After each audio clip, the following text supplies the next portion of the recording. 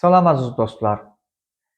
Gəlin bugün sizə ingilis dili öyrənmək istəyənlər üçün çox önəmli olan iki söz haqqında danışım.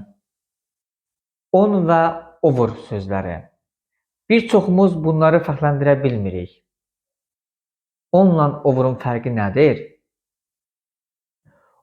On üstündə deməkdir və yuxarıdakı əşya, üstdəki əşya aşağıdakı əşyaya toxunursa biz on işlədirik.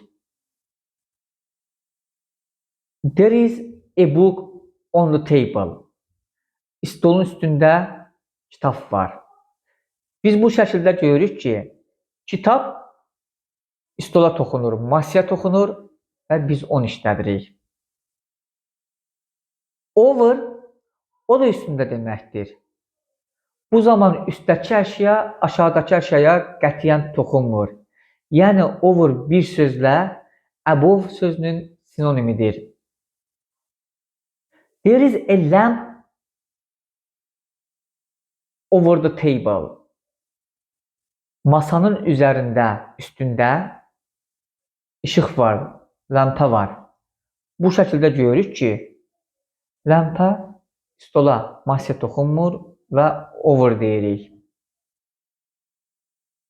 Bir də over'un üzərindən mənası var. Yəni hərəkət mənası var.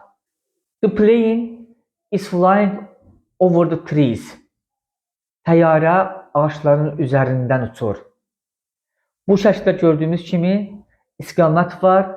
Təyyarə ağaclara toxunmur və onların üzərindən uçur. Biz bu zaman over sözündən istifadə edirik.